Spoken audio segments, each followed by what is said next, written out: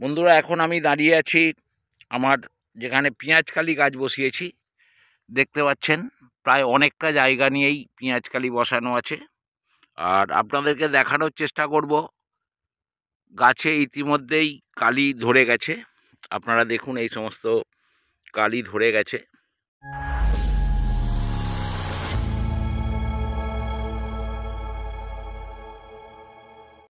নমস্কার বন্ধুরা, মলয় সাঁতরা ব্লগে আপনাদের সকলকে স্বাগত। আশা করি আমার সব বন্ধুরা ভালো আছেন।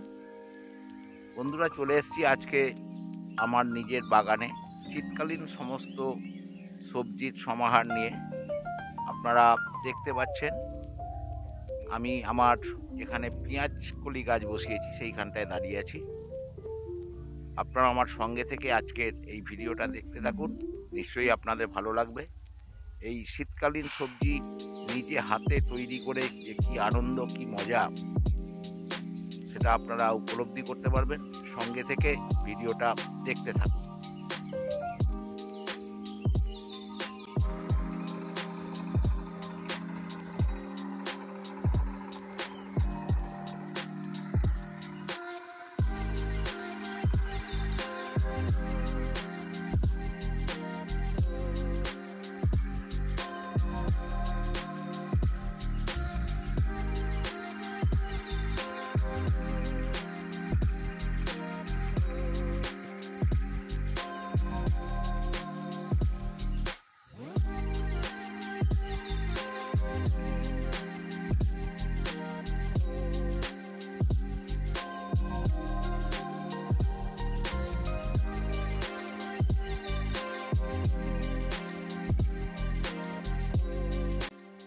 বন্ধুরা, এটা মুড়ি পেঁয়াজ আমার জমিতে বসানো হবে।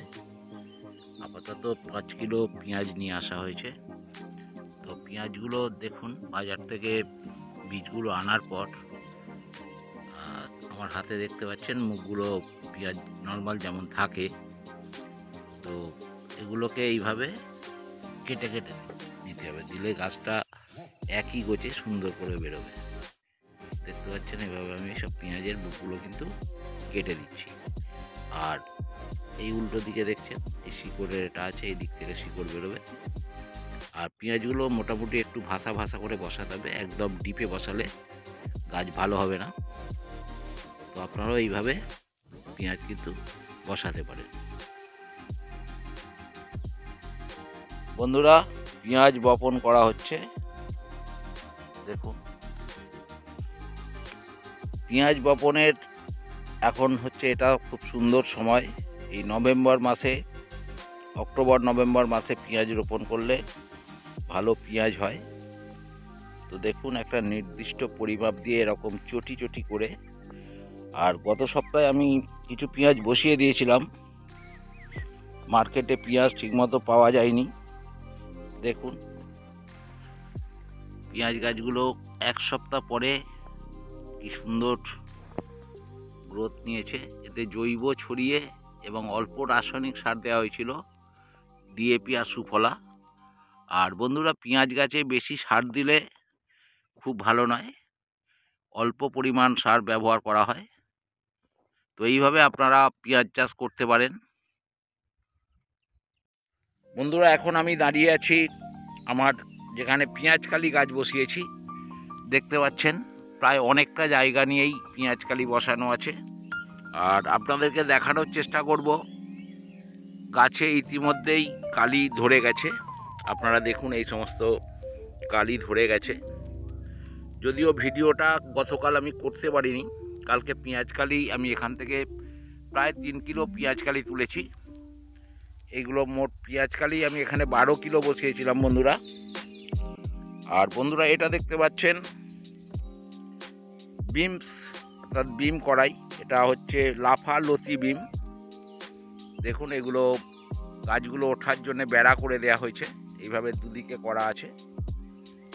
আর এগুলো বেগুন গাছ আছে, বসানো হয়েছে। পেঁপে গাছ কিছু লাগানো হয়েছে, সবে চারা। লাল নোটে লাল শাক। আর বন্ধুরা, এটা হচ্ছে গাজর গাছ। দেখুন, গাজর গাছ এটা আমি ফেলেছি। গাজর গাছগুলো খুব সুন্দর হয়েছে। আর এই যে ছোট ছোট গাছগুলো দেখছেন বন্ধুরা, এটা হচ্ছে মেথি শাকের গাছ। মেথি শাক একটা উপকারী শাক। আর এইগুলো দেখতে পাচ্ছেন ব্রোকলি। ব্রোকলি আমি আপনাদের গাছগুলো দেখানোর চেষ্টা করছি। দেখুন ব্রোকলি গাছগুলো কত সুন্দর হয়েছে। আর দেখুন বন্ধুরা, ব্রোকলি গাছে ইতিমধ্যেই গুটি এসে গেছে দেখুন। আর কয়েকদিনের মধ্যেই সমস্ত গাছগুলো থেকে ব্রোকলি তোলা যাবে।